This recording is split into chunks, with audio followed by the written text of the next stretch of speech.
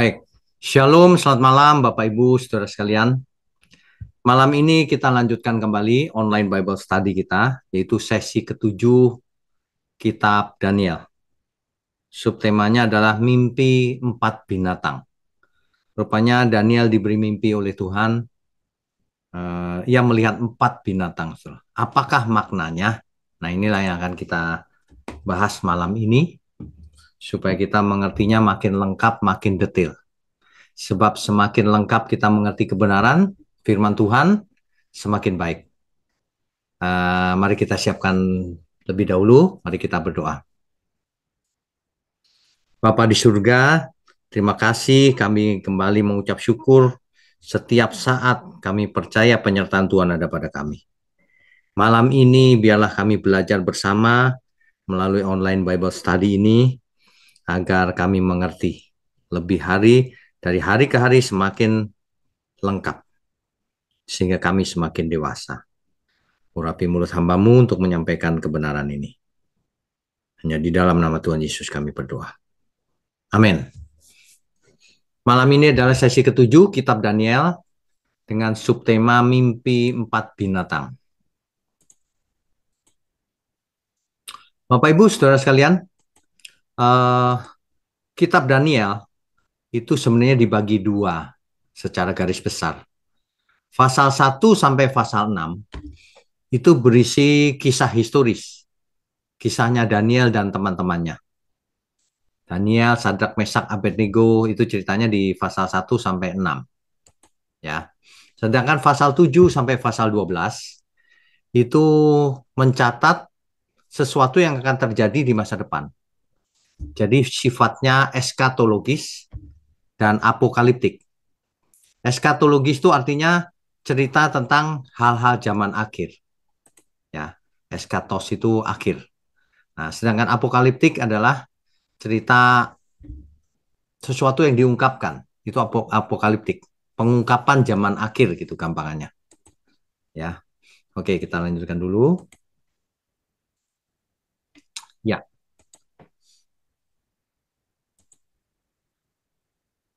Ya, Bapak Ibu. Kita mulai dengan pasal 7 ayat 1. Belshazzar ketika di ayat ini, baru saja memerintah tahunnya 553 sebelum Masehi. Dan Daniel kira-kira berusia sekitar 70 tahun. Ya. Ayat satunya demikian. Pada tahun pertama pemerintahan Belshazzar, nah itu tahun 553 sebelum Masehi itu. Raja Babel, bermimpilah Daniel. Kalau di sesi yang lalu Nebukadnezar yang bermimpi ya, sekarang Daniel diberi mimpi. Dan mendapat penglihatan-penglihatan di tempat tidurnya. Lalu dituliskannya mimpi itu dan inilah garis besarnya. Daniel melihat ada 4 binatang. Coba kita lihat ya. Nanti ada cerita tentang anak manusia juga. Nah, oke kita lanjutkan. Ya. Binatang yang pertama dari mimpinya itu bentuknya adalah singa dengan sayap Raja Wali. Ini gambar di sebelah kiri ini hanya ilustrasi. Jadi binatang ini aneh. Singa tapi ada sayap Raja Walinya. Itu di ayat keempat. Yang pertama binatang itu rupanya seperti seekor singa. Dan mempunyai sayap burung Raja Wali. Aku terus melihatnya sampai sayapnya tercabut. Dan dia terangkat dari tanah. Dan ditegakkan pada 2 kaki seperti manusia. Dan kepadanya diberikan hati manusia. Binatang ini melambangkan kerajaan Babel. Ya, ketika arkeologi ditemukan patung singa yang bersayap di antara reruntuhan Babel zaman dulu. Jadi Alkitab melambangkan Babel dengan singa yang bersayap Raja Wali, burung Raja Wali.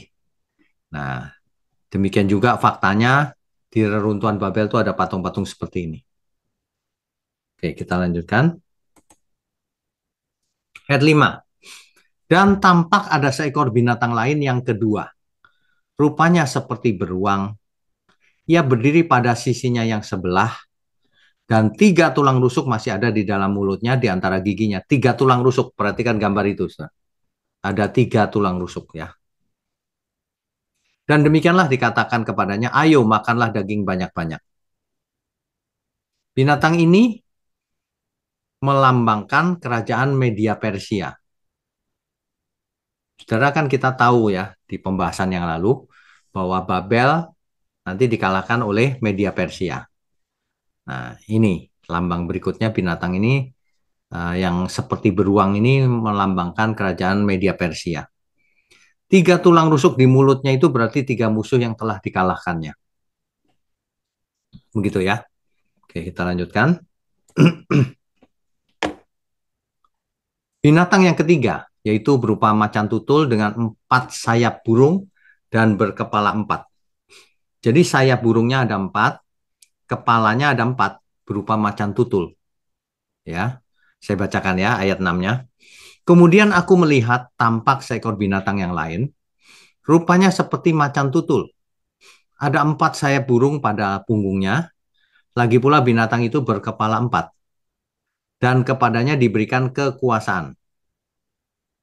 Saudara, binatang ini melambangkan kerajaan Yunani. Kita tahu bahwa Media Persia akhirnya dikalahkan oleh Yunani ya. Oke. Nah, 4 sayapnya menunjukkan bahwa Alexander Agung menaklukkan dunia dalam 4 tahun. Cepat sekali. Jadi daerah yang luas dikalahkan oleh Alexander Agung hanya dalam waktu 4 tahun. 334 sampai 330 sebelum Masehi. Itu maksudnya. Yang kepalanya ada 4 itu maksudnya adalah kerajaan Yunani ini akhirnya terbagi menjadi 4 daerah kekuasaan setelah kematian Alexander Agung. Jadi 4. Menurut sejarah begitu. Cocok sekali. Kepalanya 4, yang memerintah ada 4. Gitu.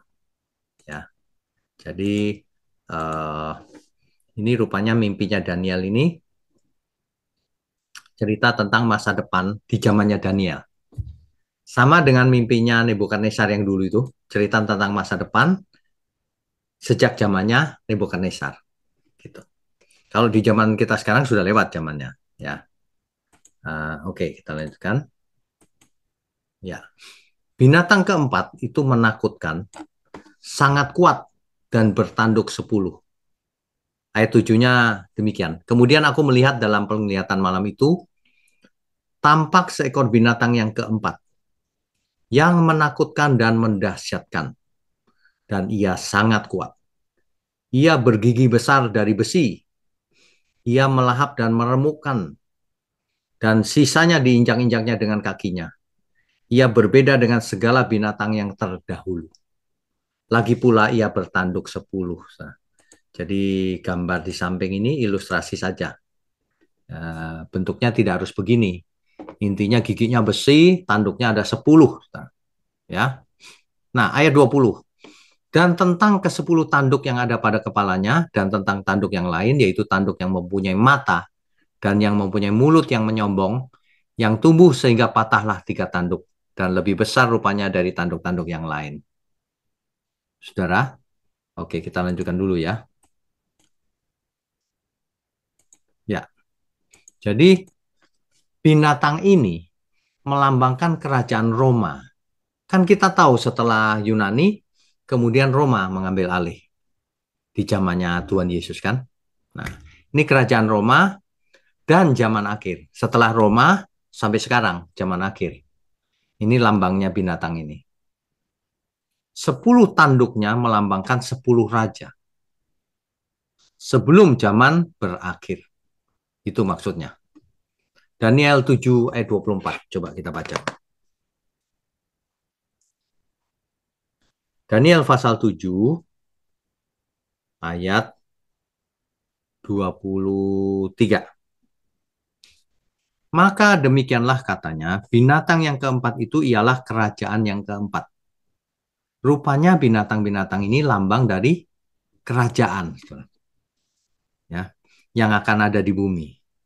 Yang akan berbeda dengan segala kerajaan yang akan menelan seluruh bumi, menginjak-injaknya dan meremukkannya. Itu arti binatang yang keempat. Ingat ya, kerajaan yang akan ada ini kan di zamannya Daniel. Kalau di zamannya kita sekarang sudah lewat. kerajaan Roma maksudnya. Ya. Dan zaman akhir sedang kita jalani sekarang. 10 raja ini belum datang ketika Yohanes mendapat penglihatan di Pulau Patmos. Di kitab Wahyu pasal 17 ayat 12. Coba kita baca Wahyu pasal 17 ayat 12. Dan ke-10 tanduk yang telah kulihat itu adalah 10 raja yang belum mulai memerintah. Tetapi 1 jam lamanya mereka akan menerima kuasa sebagai raja bersama-sama dengan binatang itu. Saudara, ini cerita tentang waktu itu di abad mula-mula. Ya, belum mulai memerintah. Nah, ini kalau baca Alkitab harus begitu. Kita sekarang ada di tahun 2000 sekian. Jadi tentu saja hal itu sudah lewat. Ya.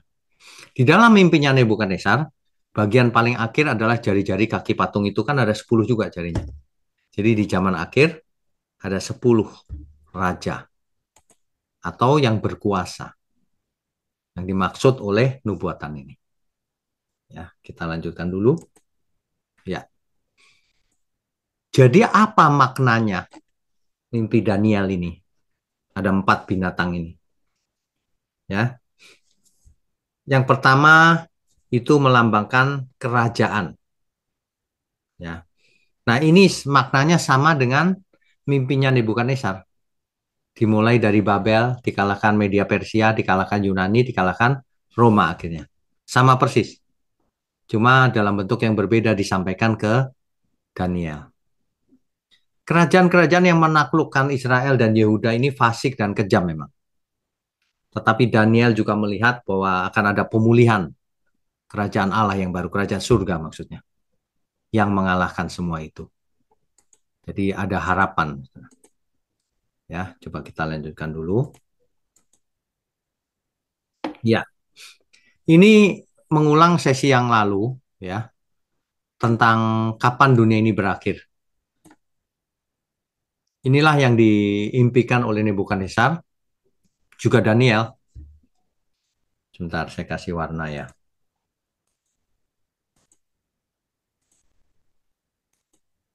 Ya. Ini saudara, Nebukadnezar mimpinya kepalanya dari emas kan? Itu adalah kerajaan Babel. Kan gitu. Kalau dalam kitab Daniel, Daniel pasal 7 tadi ya, ini paralel sekali. Di kitab Daniel pasal 7 itu yang pertama binatang yang dilihat oleh Daniel berupa seekor singa yang mempunyai sayap burung Raja Wali. Itu maksudnya Babel. Karena di reruntuhan Babel ditemukan patung-patung seperti itu. Singa dengan sayap burung Raja Wali. Kemudian yang kedua, di mimpinya Nebukadnezar itu paralel dengan binatang yang kedua yang dilihat oleh Daniel, yaitu kerajaan Media Persia. Sama persis, paralel. Yang ketiga, kerajaan Yunani, ya. Kalau yang kedua berupa beruang, yang mimpinya Daniel. Yang ketiga itu binatang lain yang seperti macan tutul tadi ya, yang kepalanya ada 4, sayap burungnya ada 4. Nah itu kerajaan Yunani. Yang terakhir Roma dan sampai dunia berakhir. Nah itu kalau mimpinya Nebukadnezar kan kakinya sebagian terdiri dari besi, sebagian dari tanah liat kan gitu ya. Nah kalau di mimpinya Daniel, makhluk itu menakutkan, giginya dari besi, kemudian ya bertanduk 10. Ya, ini pesan yang sama sebenarnya. Satu disampaikan ke Nebukadnezar, satunya disampaikan kepada Daniel. Ya, Daniel 7 ayat 8 perlu kita perhatikan. Ayat 8. Sementara aku memperhatikan tanduk-tanduk itu, tampak tumbuh di antara suatu tanduk lain yang kecil, sehingga 3 dari tanduk-tanduk yang dahulu itu tercabut. 3 tercabut dan tumbuh 1 yang kecil. Dan pada tanduk itu tampak ada mata seperti mata manusia dan mulut yang menyombong. mulutnya menyombong. Ini dia. Ini diartikan oleh banyak orang bahwa itu adalah penguasa yang akan muncul di akhir zaman, yaitu antikristus. Ini bisa kita baca juga di 2 Tesalonika 2 ayat 3 sampai 4. Coba kita baca ya. 2 Tesalonika 2 ayat 3 dan 4. Tentang antikris ini di 2 Tesalonika 2 ayat 3 dan 4. Saya bacakan ya. Janganlah kamu memberi dirimu disesatkan orang dengan cara yang bagaimanapun juga. Sebab sebelum hari itu haruslah datang dahulu murtad dan haruslah dinyatakan dahulu manusia durhaka yang harus binasa. Ayat 4. Yaitu lawan yang meninggikan diri di atas segala yang disebut atau yang disembah sebagai Allah, meninggikan diri.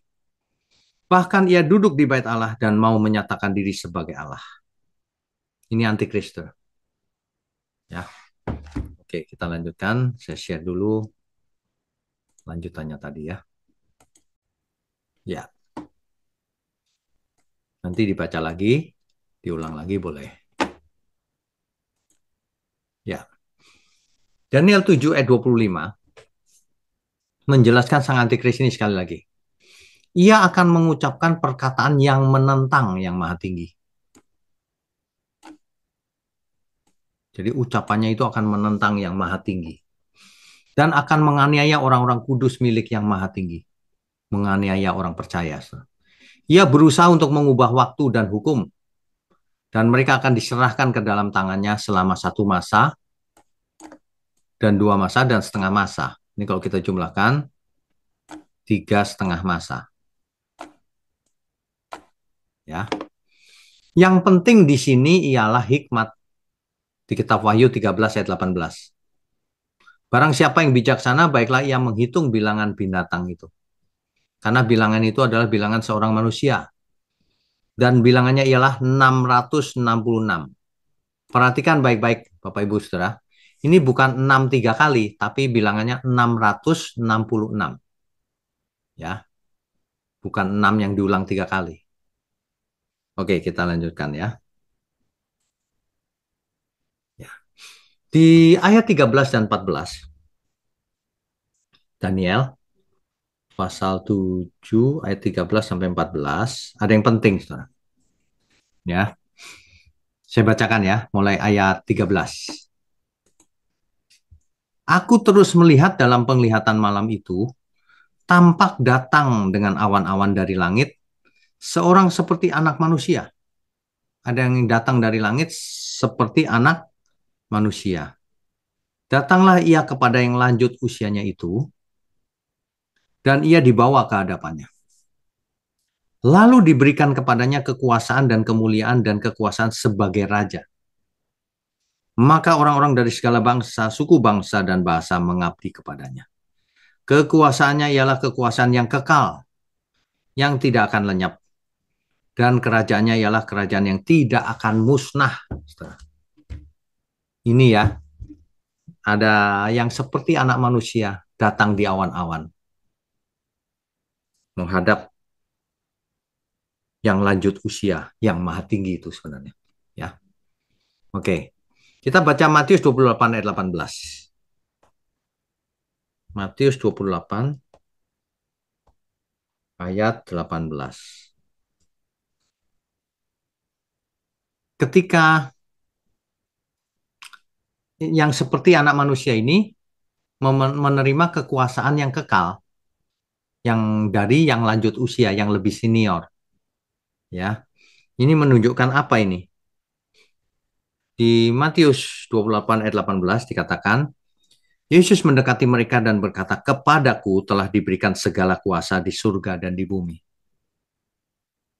Ya, jadi ini bisa diartikan yang seperti anak manusia itu Tuhan Yesus.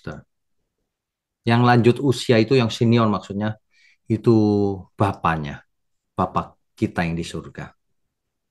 Bapak kita yang di surga memberikan kekuasaan yang kekal kepada yang seperti anak manusia itu. Nah, di kitab Matius dijelaskan oleh Tuhan Yesus sendiri, kepadaku telah diberikan segala kuasa di surga dan di bumi. Kita baca lagi Yohanes 5 ayat 22 ya. Yohanes 5 ayat 22. Bapa tidak menghakimi siapapun. Allah Bapa tidak menghakimi siapapun. Melainkan telah menyerahkan penghakiman itu seluruhnya kepada anak. Jadi Tuhan Yesuslah yang menerima segala kekuasaan itu. Bahkan nanti datang kembali untuk menghakimi. Begitu, saudara. Ini ilustrasinya di awan-awan datang yang seperti anak manusia. Ya, oke, kita lanjutkan. Ya, seperti anak manusia ini, konteksnya yang dimaksud adalah Mesias. Ya, Yesus menggunakan ayat ini untuk menunjuk siapa dirinya itu. Coba kita baca. Matius 26 ayat 64. Saya bacakan ya. Jawab Yesus, engkau telah mengatakannya. Akan tetapi aku berkata kepadamu, mulai sekarang kamu akan melihat anak manusia duduk di sebelah kanan yang maha kuasa dan datang di atas awan-awan di langit. Saudara, ayat ini sangat jelas loh. Jadi Tuhan Yesus akan datang di atas awan-awan di langit. Ini harus kita baca dari ayat 62 sebenarnya. Kita baca dulu ya. Matius pasal 26 ayat 62. Ini ceritanya Tuhan Yesus sedang diadili di Mahkamah Agama, Sanhedrin. Ayat 62. Lalu imam besar itu berdiri dan berkata kepadanya, tidakkah engkau memberi jawab atas tuduhan-tuduhan saksi-saksi ini terhadap engkau? Ayat 63. Tetapi Yesus tetap diam. Lalu kata imam besar itu kepadanya, perhatikan kalimat ini. Demi Allah yang hidup, katakanlah kepada kami, apakah engkau Mesias, anak Allah atau tidak? Pertanyaan ini sangat jelas. Imam besar itu bertanya kepada Yesus, apakah engkau Mesias, anak Allah atau tidak? Ayat 60-nya dijawab, jawab Yesus. Engkau telah mengatakannya. Akan tetapi aku berkata kepadamu, mulai sekarang kamu akan melihat anak manusia duduk di sebelah kanan yang maha kuasa dan datang di atas awan-awan di langit. Begitu ya, saudara. Luar biasa ya. Di ayat lain mengatakan, akulah dia, kata Tuhan Yesus. Makanya, apa namanya, istilah sebutan anak manusia ini adalah untuk Mesias. Dan Tuhan Yesus sendiri menggunakan istilah anak manusia itu di banyak ayat. Anak manusia, saudara. Saudara bisa cari di Alkitab sebutan anak manusia yang digunakan oleh Tuhan Yesus. Maksudnya apa itu? Maksudnya pasti ini, Mesias. Karena Tuhan Yesus mengaku, akulah dia, Mesias. Ya. Jadi ada banyak sekali contohnya. Matius 12 ayat 8. Tuhan berkata begini. Karena anak manusia adalah Tuhan atas hari Sabat. Anak manusia itu dirinya sendiri. Ya. Matius 16 ayat 27. Ini contoh-contoh saja. Ada banyak sekali ayatnya. Saya bacakan ya. Sebab anak manusia akan datang dalam kemuliaan Bapaknya. Diiringi malaikat-malaikatnya. Pada waktu itu ia akan membalas setiap orang menurut perbuatannya. Anak manusia. Banyak sekali istilah anak manusia dipakai oleh Tuhan Yesus untuk menunjuk dirinya itu siapa. Nah, yang di kitab Daniel dipakai juga istilah seperti anak manusia. Nah, itu yang dipakai Tuhan Yesus itu. Ya. Coba Lukas 21 ayat 27. Nah, ini pada waktu itu orang akan melihat anak manusia datang dalam awan dengan segala kekuasaan dan kemuliaannya. Nah, ini. Jadi Yesus selalu memakai istilah anak manusia untuk menyebut dirinya sendiri. Sedangkan datang di atas awan-awan, awan-awan itu melambangkan kemuliaannya. Ya, di atas awan-awan. Ilustrasinya begitu. Di kitab Wahyu dicatat juga begitu. Wahyu pasal 1 ayat 7. Coba kita baca Wahyu 1 ayat 7. Lihatlah ia datang dengan awan-awan, dan setiap mata akan melihat dia, juga mereka yang telah menikam dia. Dan semua bangsa di bumi akan meratapi dia, ya amin. Aku adalah Alfa dan Omega, firman Tuhan Allah. Yang ada dan yang sudah ada dan yang akan datang, yang maha kuasa. Siapa yang dimaksud ini? Tentu Tuhan Yesus. Ya, ini kalau dibaca konteksnya, itu Tuhan Yesus. Oke, jadi kalau kita lanjutkan lagi sebentar. Ya, itu adalah mimpi tentang 4 binatang. Di pertemuan kita yang akan datang, kita akan membahas mimpi berikutnya dari Daniel. Daniel mendapat penglihatan 3 kali, saudara. Dan itu sangat menarik kalau kita mengerti maknanya. Ya, nah, kali ini kita belajar banyak dari mimpinya Daniel. Tuhan mengkomunikasikan zaman akhir, ya, eskatologis, secara eskatologis itu zaman akhir, melalui Raja Babel yang kafir, melalui Daniel. Karena penting disampaikan dari berbagai pihak, dari pihak kafir maupun pihak Nabi Daniel, supaya orang benar-benar bersiap-siap berjaga-jaga. Ada kerajaan Babel, digantikan Media Persia, digantikan Yunani, digantikan Roma, lalu masuklah zaman akhir. Setiap saat bisa berakhir zaman ini. Jadi kita harus berjaga-jaga, karena setiap saat Tuhan Yesus bisa datang. Ini lengkap sekali nih. Jadi kalau kita belajar eskatologi, ini kitab Daniel salah satunya. Sifatnya apokaliptik ya, membuka rahasia-rahasia yang akan datang. Nah itu. Di samping itu kita bisa melihat bahwa sebelum Tuhan Yesus datang, itu ada yang namanya antikris, anti terhadap Kristus. Siapa itu? Yang duduk di bait Allah, mengaku dirinya Allah. Yang menghujat yang maha tinggi. Itu ciri-cirinya. Yang tidak percaya Yesus itu Tuhan. Yang menghujat itu adalah antikris. Ada satu oknum antikris sebelum zaman berakhir. Nah, itu yang di kitab Wahyu bilangan namanya adalah 666.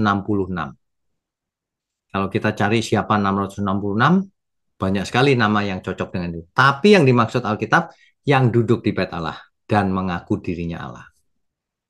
Ya, yang menghujat yang maha tinggi. Yang menolak Kristus tentunya, karena anti Kristus karena artinya menolak Kristus. Gitu. Jadi itulah sebabnya kitab Daniel disebut kitab apokaliptik yang mengungkap rahasia-rahasia ya akhir zaman. Itu eskatologis. Oke, kita bisa lanjutkan dengan diskusi dan tanya jawab tentunya. Sebentar, saya buka dulu. Ya, kalau ada yang bertanya boleh raise hand. Langsung saja, Pak Paiman, Pak Payaman, silakan. Shalom, selamat malam Pak. Shalom, selamat malam Pak, silakan. Jadi tadi Bapak singgung juga antikris. Jadi ini udah sering kita dengar bahkan. Ya. Sekarang menjadi pertanyaan saya, apakah saat ini masa sekarang ini sudah datang itu atau memang masih kita menunggu yang akan datang? Terima kasih Pak. Antikris sudah datang Pak. Di abad mula-mula itu Kaisar Nero itu antikris Pak. Oh. Jadi seluruh orang percaya ditangkap, dibakar Pak. Di istananya jadi obor. Dikasih makan ke singa. Disalib. Di apa lagi ya? Dibunuh sama dia Pak.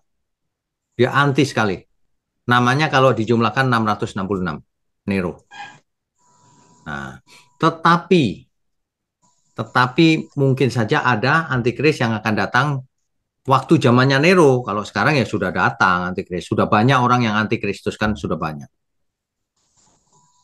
Kan banyak Pak antikristus.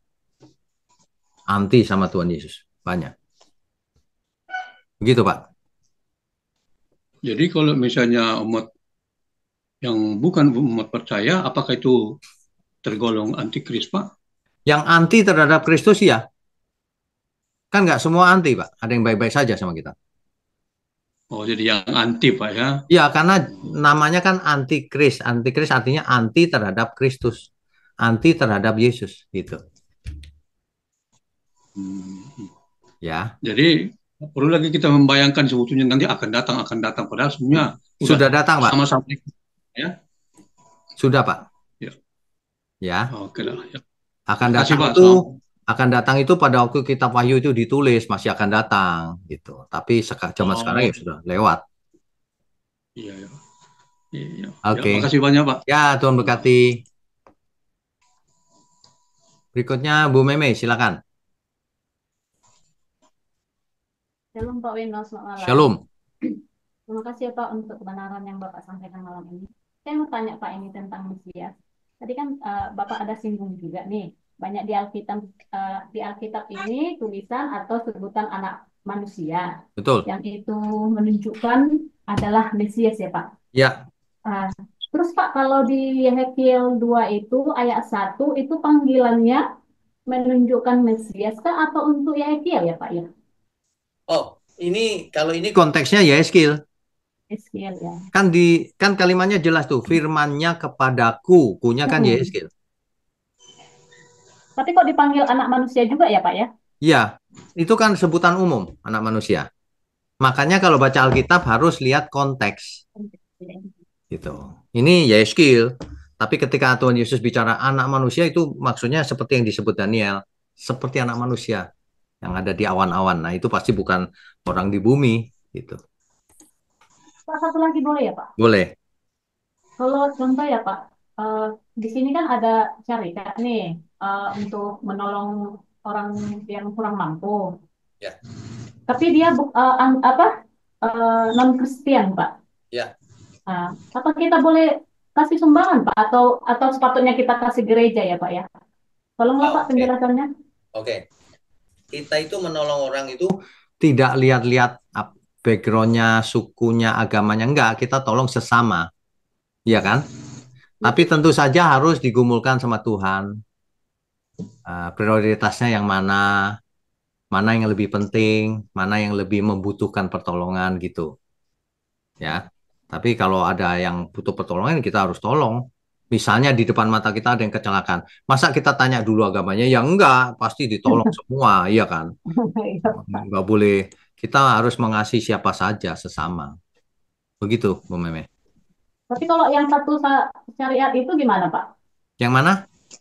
Dia buat satu company lah, ada satu perusahaan dia buka untuk apa apa ya istilahnya ya sukarela. Ya. Kenapa? Kita boleh nyumbang juga ya Pak? Ya boleh kalau memang itu berguna, tapi kalau tidak berguna ya nggak usah. Kan semua milik kita milik Tuhan. Jangan nyumbang sembarangan juga. Kalau itu ternyata diselewengkan ya jangan nyumbang. Kalau itu memang untuk menolong orang ya boleh, nggak apa-apa. Tapi kita kan Pak nggak tahu dia betul nolong atau enggak. Cuman dia petik duit aja. Kalau nggak tahu ya jangan sembarangan nyumbang. Cari yang tahu. Kan di sekitar kita banyak orang yang butuh pertolongan. Untuk apa nyumbang yang jauh-jauh yang kita tidak tahu kalau yang di sekitar kita saja ada yang butuh pertolongan. Iya ya Pak, ngerti. Tapi kalau gereja itu kan kita nggak mesti nengok dia pemberitanya kebenaran atau enggak, kita bisa nolong juga ya Pak? Oh ya harus yang kebenaran, kalau enggak untuk apa? Masa kita mau dukung orang yang ngajarnya salah? Ya enggak. Kecuali butuh pertolongan itu beda. Kan kadang-kadang memang nggak butuh pertolongan. Misalnya itu hanya persembahan biasa.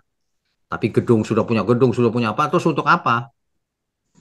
Ya kan? Apalagi ngajarnya tidak benar, ya nggak usah ikut mendukung. Dukung saja yang ajarannya benar. supaya pekerjaan Tuhan membesar, meluas ke seluruh dunia kan gitu. Ya, Pak. Kadang bingung juga, Pak. Itu benar tak benar gitu. Cuman kutip-kutip dia apa? Macam sumbangan gitu aja. Ya, ya. Ya, intinya uang yang ada pada kita itu pun milik Tuhan. Nggak boleh kita sembarangan. Aku nggak kenal tuh, ngasih aja. Oh ya nggak boleh. Kita harus tahu. Ya, Berarti kita cerdik juga ya, Pak. Harus ya cerdik harus juga cerdik. ya. Pakai hikmat juga. Iya. Ya, Pak. Makasih ya, Pak, nasihatnya. Oke, Tuhan Yesus memberkati. berkati. Shalom. Berikutnya, siapa ya? Pak Simpson. Silakan, Pak. Salam, selamat malam Pak. Selamat malam. Saya ingin bertanya sedikit Ya, tadi tentang kedatangan anak manusia ya. yang disinggung sedikit. Saya ingin bertanya Pak, mungkin karena ini kekeliruan saya dalam memahami ayat atau konteks, tapi mohon dikoreksi Pak. Ya, silakan. Saya ingin bertanya ya dengan dasar ayat Alkitabnya, yaitu di Matius 24 ayat 36 mengatakan demikian, tetapi tentang hari dan saat itu tidak seorang pun yang tahu, malaikat-malaikat di sorga pun tidak, dan anak pun tidak, hanya Bapa sendiri. Ya. Pertanyaannya adalah, ya, ketika berbicara mengenai kedatangan Tuhan Yesus, tapi ayat ini mengatakan bahwa ia sendiri tidak tahu, Pak. Itu bagaimana, Pak? Oke, Terima baik. kasih. Baik.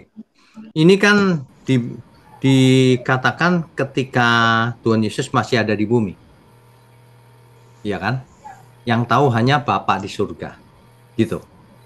Nah, ketika Tuhan Yesus naik ke surga, duduk di sebelah kanan Bapa, ya kemungkinannya bisa tahu, bisa tidak. Diberitahu Bapa kan bisa. Tapi itu nggak pengaruh kepada kita. Yang kita harus lakukan adalah kita tidak tahu waktunya. Artinya apa? Artinya kita harus berjaga-jaga setiap saat. Hidup kudus, tak bercacat, tak bercela. Setiap saat kita jaga-jaga. Kalau Tuhan datang setiap saat. Nah, itu yang paling penting. Itu yang paling penting. Begitu ya, Simpson ya. Oke. Terima kasih, Pak. Oke, Tuhan berkati. Berikutnya Pak Mulyono, silakan.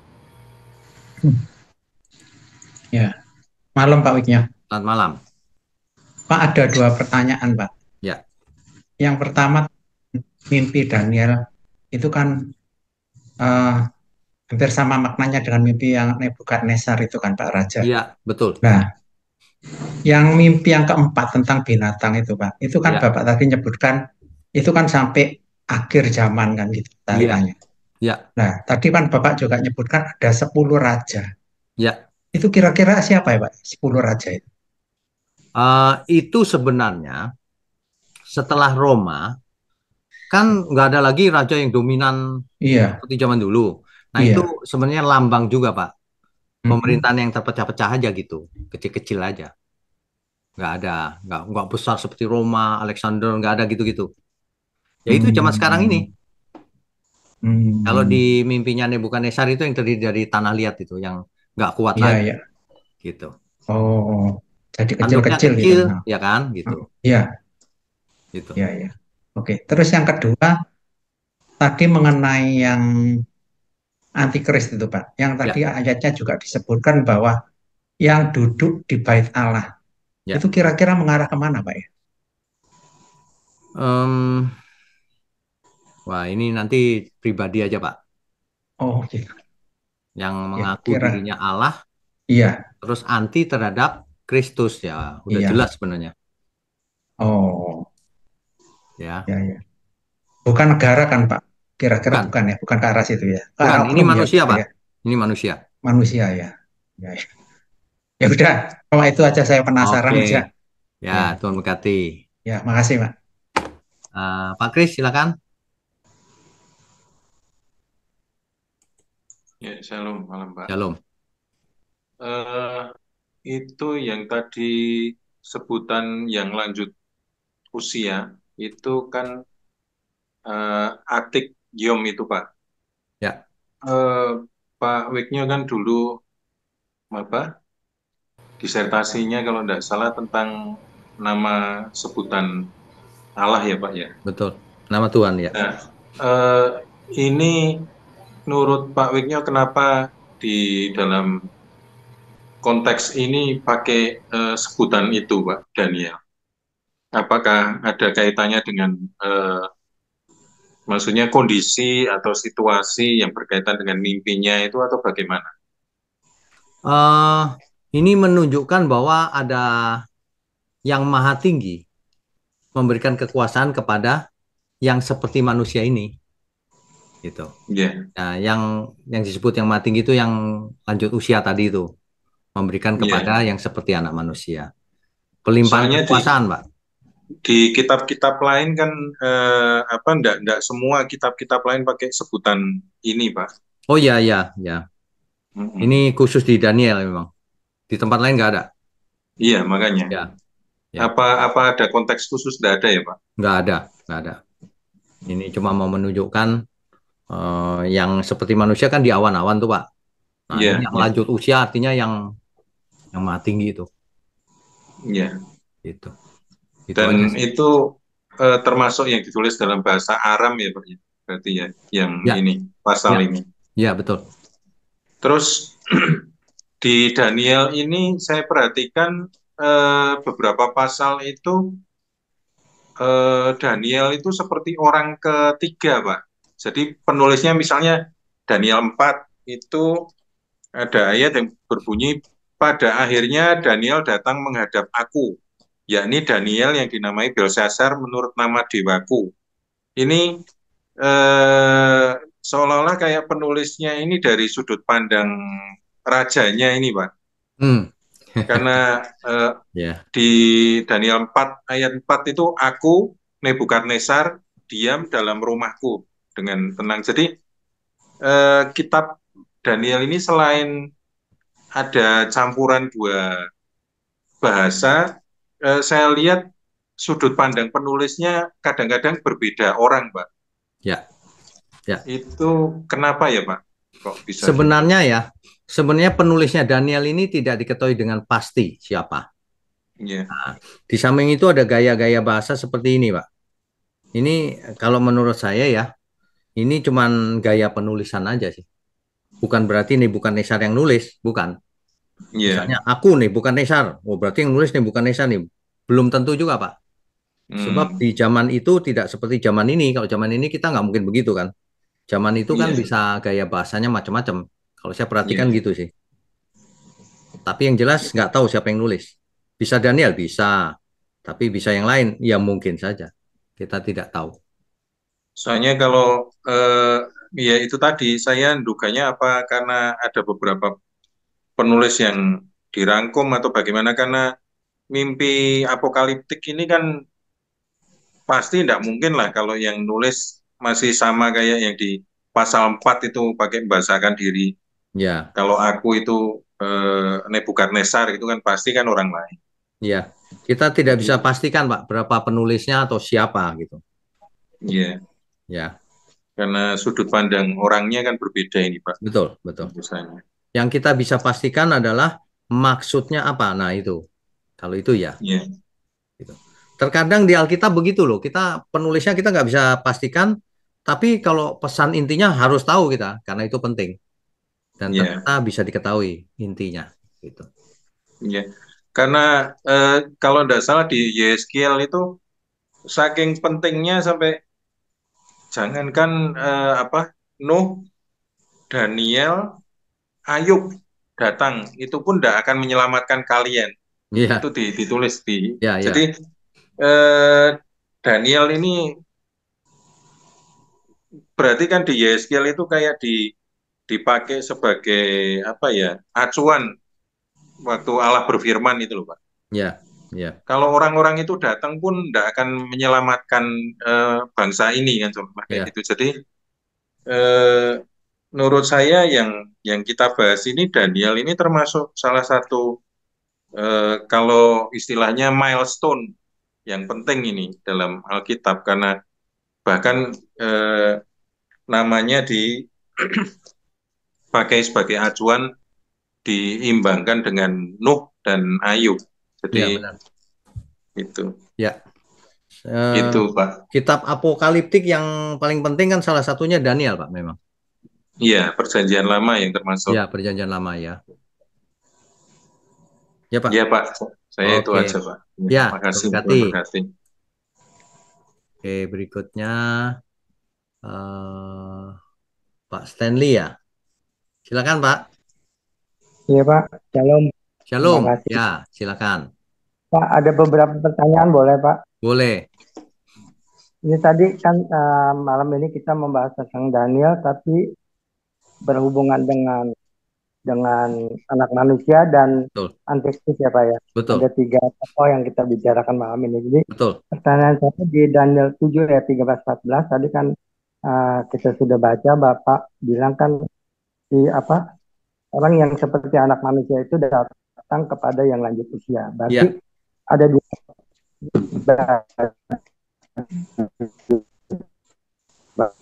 Pak, antara internetnya putus-putus, Pak. manusia dan yang lanjut usia. Putus-putus. Putus-putus. Bentar. Ya, silakan, silakan. Tadi Pak yang di Daniel apa? Daniel 7 ayat 13-14 ya. Ya. Di situ ada kalimat anak manusia dan yang datang kepada yang lanjut usia, Pak ya. Ya. Jadi apakah di situ yang dimaksud ada dua pribadi, Pak, antara Betul. yang lanjut usia? Dua pribadi. Dua pribadi. Ya. Yang lanjut usia itu Bapak gitu, Pak. Betul. Ya, maksudnya. Betul. Nah, pertanyaan selanjutnya itu Pak, tadi kan banyak dari kita yang menyangka ini antikris belum datang gitu Pak ya sampai saat iya. ini.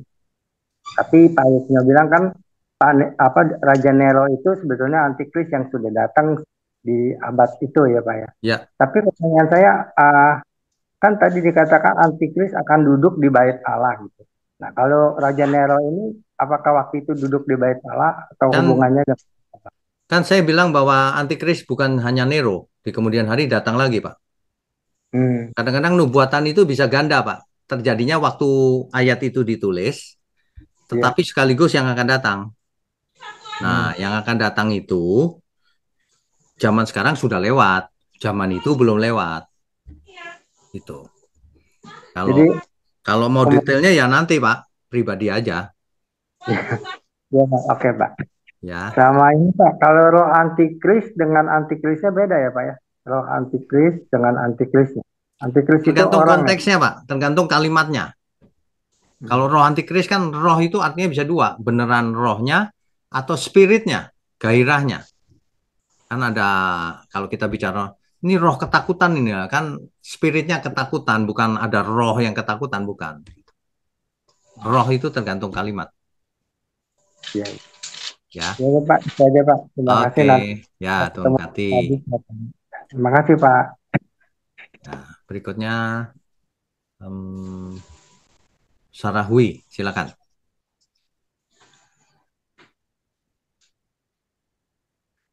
Bu Sarah?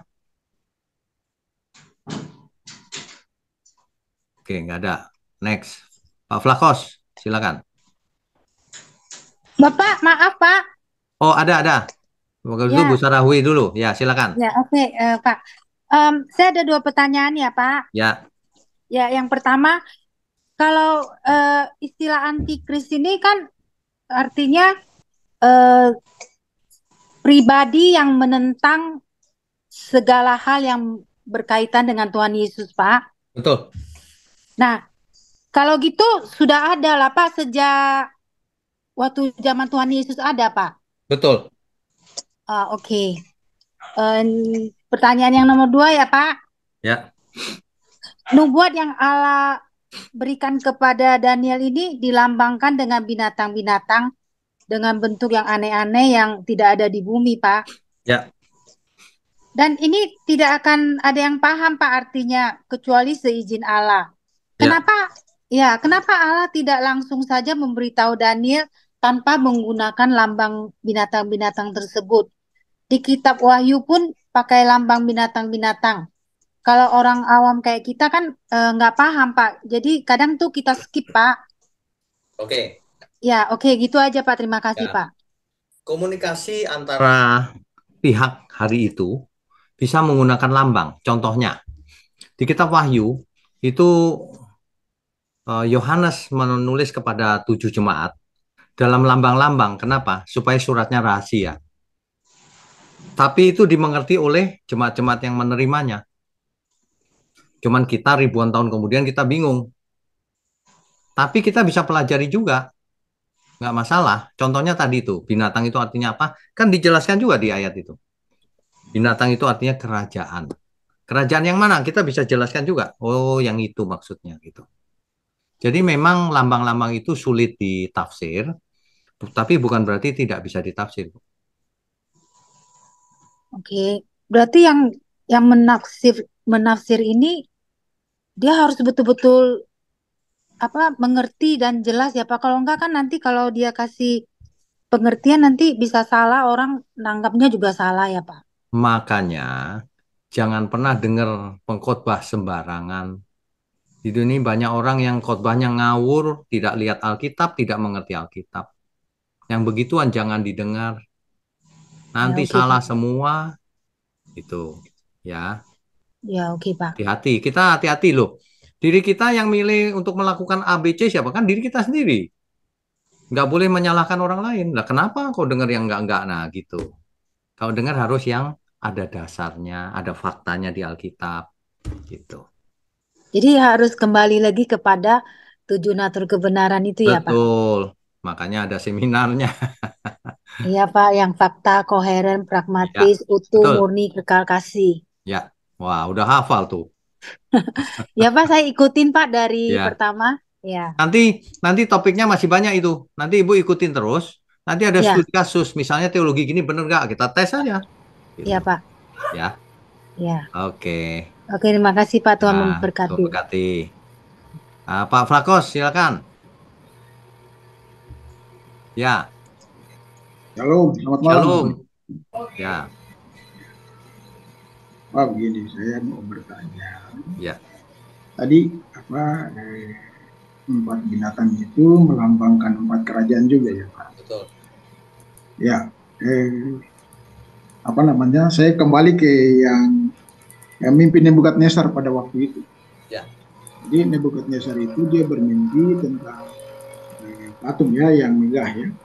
Kepalanya dari emas, kemudian turun bagian-bagian tubuhnya sampai ke kaki tanah liat ya. Gini Pak, apakah bisa kita artikan mimpi Nebukadnezar itu menggambarkan kedatangan anak manusia Yesus Kristus itu dengan kehancurannya kerajaan Babilonia? Bisa saja Pak. Bisa saja diartikan bahwa ketika batu yang jatuh menimpa patung itu sehingga patungnya hancur semua itu, batu itu membesar sampai seterusnya, itu kerajaan Allah datang. Nah, tapi tidak spesifik ada yang seperti anak manusia. Nah, yang seperti anak manusia itu diberikan kepada Daniel oleh Tuhan pengertiannya. Itu. Raja Nebukadnezar mimpinya tidak sedetail itu. Ya. Jadi kalau kita mengartikan itu sebagai kesudahan daripada kerajaan-kerajaan yang masih ada di bumi. Betul. Betul. Kemudian Pak, ini ada satu lagi. Dulu waktu kecil kan pernah kita nonton film-film tentang Antikristus kan. Oke. Ini apakah benar pada waktu itu ada ya sempat nonton, jadi Antikristus itu juga bisa menghukum manusia ya, artinya yang tidak percaya kepada Tuhan kan tidak terangkat ke surga. Ya. Di bumi setelah dibangkitkan dengan tubuh mereka, tubuh jasmani, kemudian mereka mendapatkan penghakiman. Antikristus itu juga turut menghakimi mereka ya. Oh tidak, itu filmnya jangan ditonton lagi Pak. Antikristus tidak bisa menghakimi. Antikristus bisa membunuh pengikut Tuhan, tapi tidak membuat binasa. Ya. Kan di abad mula-mula orang Kristen dibunuh oleh Nero, Kaisar Nero. Bisa, kalau tubuh dibunuh bisa, tapi nggak binasa bersama Tuhan. Gitu. Ya. Pak, satu lagi terakhir. Boleh, silakan. Ini agak jauh nih dari kitab Keluaran. Oke. Memang saya baca Alkitab, tapi bagian ini saya tidak paham sekali maksudnya. Dalam Keluaran pasal 4, ya, Keluaran pasal 4 itu ayatnya yang ke, iya, 24 sampai 26. Keluaran pasal 4 ayat 24. Oke, mengerti pertanyaannya? Ya, itu kenapa kok Tuhan bisa berikhtiar untuk membunuh Musa? Apakah Musa membuat kesalahan kan? Kan Oke, ketika itu mengerti. kan Musa di Mengerti. Ini sudah saya jelaskan di online Bible Study di Kitab Keluaran. Ya. Jadi Bapak bisa lihat di sana judulnya kalau nggak salah pengantin darah. Saya jelaskan tuh kenapa begitu. Nanti nonton aja Pak, pengantin darah serinya Kitab Keluaran online Bible Study Baik, yang baik. judulnya pengantin darah. Ya. Jadi di situ Oke. ayat 20 berapa itu kan ada ditulis istrinya Sipora mengambil pisau batu. Ya, 25 ya, dipotongnya kulit katan anaknya. ya. Berarti Musa mungkin tidak sempat sunat anaknya kah atau bagaimana? Iya, betul, betul. Betul. Musa tidak melakukan sunat kepada anaknya. Makanya dihukum. Ya. Nanti di pembahasan saya itu lengkap sekali. Pengantin darah, ya. Baik, terima kasih Pak Pendeta. Oke, Tuhan berkati. Shalom. Shalom. Pak Wirawan, silakan Pak. Shalom Pak Wik. Shalom. Ini sebenarnya teman saya ini mau nanya. Dia itu tinggal di Tampa, Florida, Pak. Oh, sekarang itu jam oke, 9 pagi. Nitip ya? Dia dulu tuh kerja di Wall Street, tapi sekarang udah pensiun. Jadi jaga papa mamanya di sana. Oke. Nggak bisa tidur, Pak. Dia nggak tahu ada apa gitu ya. Tapi dia kayaknya sudah terlalu brainwash dengan film-film Hollywood lah, Pak. Tentang zaman ini lah, Pak ya. Ya. Dia nanya, ya, saya suruh ikut aja. Ini kelas ini tentang Daniel ini ya, tentang akhir zaman. Ya. Saya nggak tahu, dia ikut apa enggak malam ini, saya kurang tahu. Tapi ya, saya wakilin aja. Ya. Jadi tadi dia nanya itu tentang rapture. Ya. Rapture itu kapan akan terjadi? Ya. Sempat yang ya saya pernah tahu, tolong koreksi ya Pak Wik. Ya. Pak Wik kan pernah cerita ya, nanti pada waktu Tuhan Yesus datang, ya kita semua dibangkitkan, kasih tubuh baru. Yang setia sama dia ya dibangkitkan, dibawa sama dia ke surga. Yang nggak setia ya dibangkitkan, kasih tubuh baru, ditinggal di bumi ini. Betul. Bumi ini akan dihancurkan. Nah, itulah jadi namanya neraka itu. Betul. Bersama dengan ya semua iblis dan teman-temannya itu, Pak. Betul. Loh, terus dia nanya, terus penghakimannya kapan? Ya. Waduh, saya nggak bisa jawab itu. Oke. Penghakiman itu bukan seperti penghakiman di bumi. Artinya Tuhan Yesus datang terus berhenti di Jakarta Pusat, pinjam pengadilan, semua orang diadili satu-satu. Bukan begitu. Pengadilan itu hanya mau menyampaikan bahwa setiap orang harus bertanggung jawab atas perbuatannya selama ia hidup. Ketika seseorang mati, langsung menuju ke Firdaus atau menuju ke Hades, langsung penghakiman. Nah, Tuhan Yesus datang itu disebut Judgment Day. Itu bukan hari pengadilan. Kan orang salah mengerti. Tuhan Yesus datang seolah-olah mau mengadili, menghakimi itu mengadili satu persatu. Bukan. Tuhan Yesus datang itu Judgment Day. Hari penghukuman. Artinya datang ambil orang benar, yang lain dihukum, dimusnahkan, binasakan, gitu. Salah mengerti nih selama ini. Iya, betul. Saya rasa teman saya, termasuk saya sendiri baru ngerti nih. Nanti lalu dia kasih nanya, tahu aja. Nanti kasih tahu aja ke teman supaya dengarkan seminar yang saya bawakan, judulnya Left Behind. Sesi 1, sesi 2, film Hollywood itu, Pak. Behind. Judulnya kayak film Hollywood ya. Iya. Hollywood itu salah itu.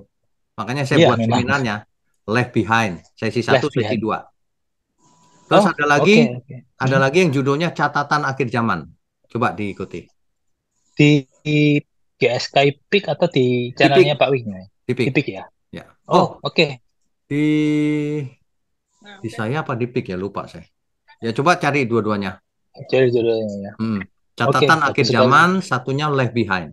Kalau nggak salah Left Behind ada di Ipik, Cuma yang catatan akhir zaman itu saya post di pribadi kalau nggak salah waktu itu. Oh, oke, oke. Ya, Ya, dia juga nanya tentang antikris. Saya sudah jelaskan sama seperti yang Mbak Wiyo jelaskan malam ini.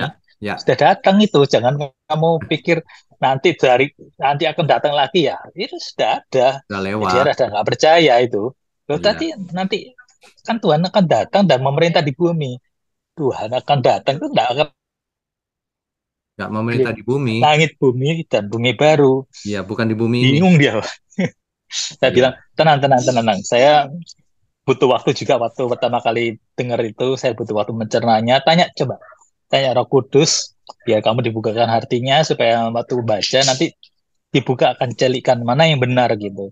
Lalu dia nanya, kapan itu Pak kerajaan 1000 tahun yang dipimpin oleh Tuhan Yesus itu Pak? Itu sekarang ini. Sekarang ini kan Pak ya? Iya, itu figuratif. Pak, figuratif kan ya? Ya, Nah dia pikir ya nanti itu Tuhan Yesus turun memerintah kerajaan 1000 tahun di bumi ini. saya mau nanya, Waduh, ngapain Tuhan turun ke bumi jadi raja? Orang Tuhan Yesus bicara, kerajaanku bukan di bumi ini. betul, ya, betul. Ya. Nah, betul sekali. Ya itu. Jadi ya Ini rasanya kacau karena sering nonton film yang model-model begitu. betul sekali Pak. Jadi ya hampir semua pengajaran itu rasanya ya kiblatnya ke sana rasanya Pak. Karena Jadi rada kacau. novelnya meledak di dunia ini, Left Behind.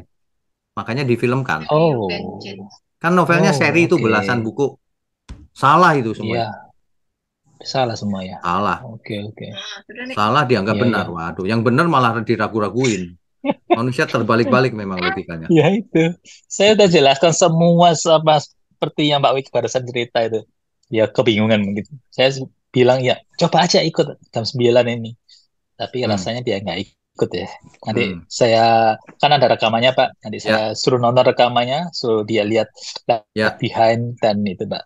Ya. Baik Pak. Betul. Terima kasih banyak Pak Wiknya. Oke. Tuhan Berkati. Berikutnya Bu Alfia.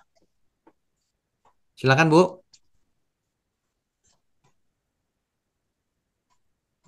Di unmute dulu. Ya, oke. Ya. Malam Pak Alfio, salam. Shalom. Malam. Pak, saya mau tanya. Ya, kita semenjak ikut OBS kan ada baru ini yang kedua nih. Yang pertama kan kitab Yeskiel. Yang kedua kan kitab Daniel nih Pak. Ya. Saya mau tanya sebenarnya Daniel ini siapa ya Pak ya? Kok bisa dikasih mimpi begitu? Itu aja Pak. Atau yang kemarin kan bisa puasa Daniel kan di kitab ini Pak Daniel. Yang saya pertanyakan Daniel ini siapa? Kan ada di sebuah kerajaan tuh Pak. Kok dia bisa puasa Daniel, terus puasa dikasih mimpi? Ini sebenarnya si Daniel itu siapa Pak? Apa putra raja atau gimana? Oke. Itu aja Pak. Ya, baik. Ya, makasih Pak. Ibu nggak dengerin dari sesi 1 ya kitab Daniel ya? Sudah saya jelaskan siapa itu Daniel. Daniel itu cendekiawan yang dari Yehuda ditangkap bersama-sama Sadrak, Mesak, Abednego dibawa ke Babel. Sampai di Babel, ternyata dia bisa mengartikan mimpi, makanya direkrut ke kerajaan melayani raja. Gitu. Oh iya Pak. Ya. Ya maaf. Jadi dia cendekiawan yang dipakai Tuhan juga. Oh iya Pak. Daniel melayani di kerajaan, Yeskiel melayani di luar kerajaan gitu. Oh, dia cendekiawan gitu Pak ya. Cendekiawan dia. Ya. Di sebuah kerajaan gitu Pak ya. Nah, ya itu aja Pak. Oh itu aja. Oke. Ya, Tuhan berkati ya. Yuk. Tuhan berkati Pak. Makasih. Berikutnya Pak Ari. Pak Ari silakan. Bapak, selamat malam. Selamat malam. Silakan. Shalom. Shalom. Bapak, ini saya punya pertanyaan, ini tidak materi hari ini. Oh, ya boleh, silakan. Ini materi yang di kitab Kejadian, tapi karena memang saya tulis sudah lama, baru saya lihat tadi ini, jadi saya mau tanya Bapak tentang apa namanya, Yesus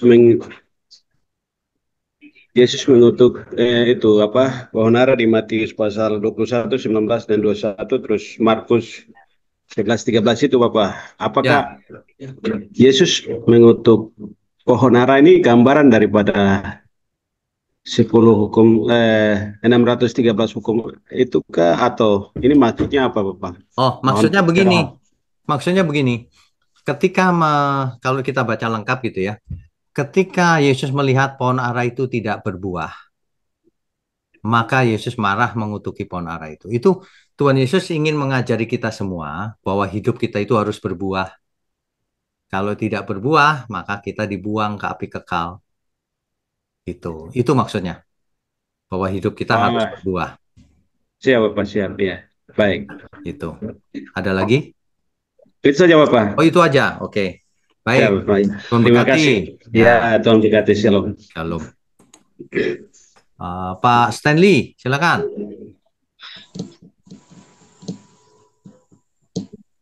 Sudah Pak, tadi sudah. Tadi sudah ya, sorry. Terima kasih Pak. Apalagi yang belum ya? Bu Kristina ya, silakan Bu. Shalom, selamat malam Pak Widya. Shalom, selamat malam. Yuk, silakan. Tadi di mimpinya Daniel yang binatangnya bertanduk 10 dan gigi besi itu, ya. Ada tanduknya yang 3 hilang katanya kan?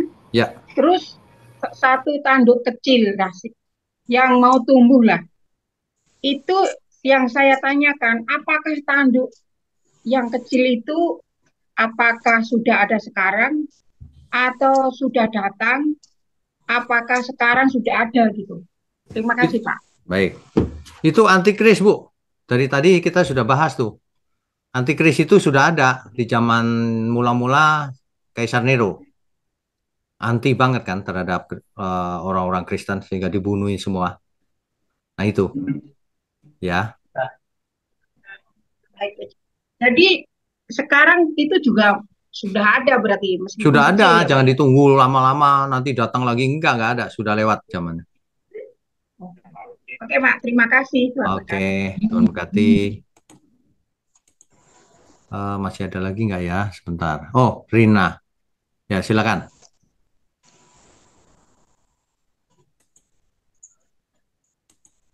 Di unmute dulu. Bisa? Ya. Ya, shalom Pak. Shalom. Ya, terima kasih.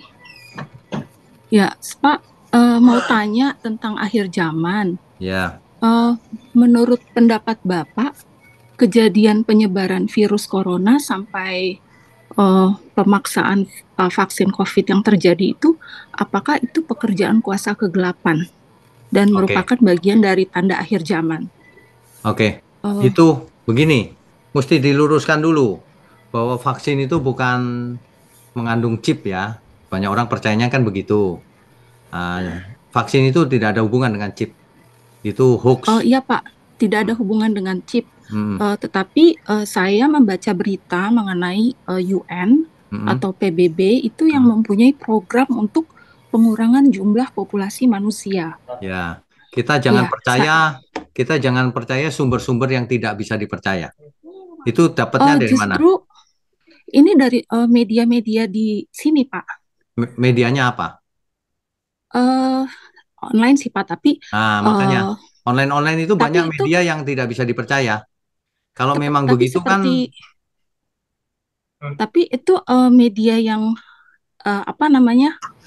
bukan media abal-abal sih Pak. Kalau di sini, maaf Pak, saya tinggalnya di Kanada ini sekarang. Jadi saya pernah dengar khotbah tentang, saya juga pernah dengar tentang khotbah tentang corpus delicti. Tapi maaf Pak, saya tidak hafal detailnya. Kurang lebih Tuhan akan datang ketika jumlah corpus delicti itu sudah cukup.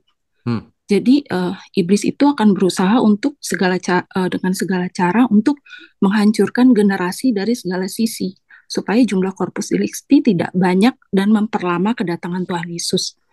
Itu aja sih pertanyaan saya Pak. Oke, baik. Jadi begini, COVID ini tidak ada hubungan dengan program global untuk mengurangi manusia, itu nggak ada. Kalau di belakang layar ternyata ada kecelakaan, virus itu lepas atau bagaimana, itu cerita lain. Tapi tidak ada yang desain secara khusus mengurangi manusia. Menurut saya begitu ya. Kalau itu ada terlalu vulgar ya caranya. Nah, jadi kalau dihubungkan dengan corpus delicti dan sebagainya, kejauhan. Itu tidak ada hubungan. Karena yang namanya kedatangan Tuhan atau akhir zaman, itu dipercepat kalau jumlah orang percaya yang apa namanya, yang cukup. Jadi bukan karena mati COVID lalu berkurang jumlahnya, bukan itu. Jumlah orang percaya. Jadi kalau orang percaya itu mati karena COVID misalnya, tetap terhitung satu. Jadi bukan soal hidupnya. Yang hidup banyak baru Tuhan datang, bukan. Tapi jumlah orang percaya.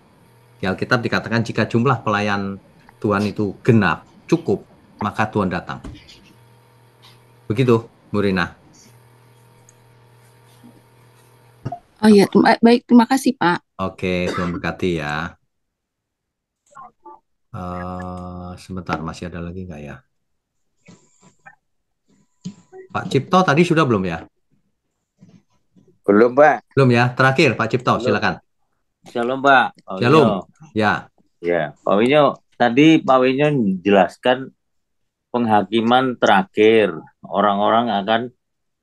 Orang benar ditaruh di Firdaus. Terus orang yang berdosa tidak bertobat ditaruh di Hades. Pertanyaan saya, Pak, dihakimi, Pak Mignon jelaskan dihakimi menurut perbuatan. Betul. Nah, terus kalau begini, Pak, pertanyaan saya, Pak, orang itu pertama berbuat dosa, tidak berkenan gitu, Pak. Terus bertobat, ya, Pak. Terus dipanggil Tuhan gitu, Pak. Terus itu dihakimi menurut perbuatannya yang lalu, yang waktu berdosa itu dihakimi enggak, Pak? Itu, Pak. Enggak. Posisi terakhir, bertobat atau tidak. Jadi Tuhan tidak memperhitungkan waktu dia berbuat tidak berkenan itu tidak diperhitungkan, Pak, ya? Tidak. Dan sebaliknya, orang yang benar ya, hidup suci, akhirnya murtad ya binasa. Oh, posisi terakhir itu, Pak, ya? Posisi terakhir. Jadi bukan seperti dagang. Oh, pahalanya sekian. Oh, jahatnya sekian di jumlah. Bukan. Oh, gitu, Pak, ya. Jadi Tuhan tidak memperhitungkan dosa-dosa kita yang lalu-lalu gitu, Pak, ya? Tidak, asal bertobat. Asal bertobat sungguh-sungguh, Ya. Pak, ya? Makanya ada ayat Alkitab, meskipun dosamu merah seperti kirmisi, akan menjadi putih seperti bulu domba, kan gitu kan? Oh, tidak dihakimi menurut perbuatannya gitu, Pak? Tidak, Pak, ya? Dihakimi menurut perbuatan itu namanya. Perbuatan terakhirnya itu bertobat atau tidak. Oh, iya, ya, Pak. Gitu. Iya, Pak. Yang tadi perlu saya luruskan, bahwa Pak. kalau orang benar mati, rohnya ke Firdaus. Kalau orang fasik mati, rohnya ke Hades. Nanti ketika Tuhan Yesus datang, yang di Firdaus dibangkitkan, dikasih tubuh baru. Iya. Nah, yang di Hades dikasih tubuh baru juga, tapi ditinggal di bumi yang jadi lautan api. Oh, begitu, Pak, ya? Ya, gitu. Ya. Terima kasih, Pak Winyo. Ya, oke, Tuhan berkati. Cukup ya, habis semua sudah. Baik, Bapak Ibu, saudara sekalian, malam ini sudah selesai. Mari kita tundukkan kepala. Bapa yang di surga, terima kasih untuk malam ini. Kami belajar dari banyak hal. Dari tanya jawab juga firman-Mu, kitab Daniel. Terima kasih. Biarlah semua ini membuat kami semakin dewasa, semakin berkenan. Tuhan berkati program online Bible Study ini sampai selama-lamanya. Terima kasih, hanya dalam nama Tuhan Yesus kami berdoa dan mengucap syukur. Amin.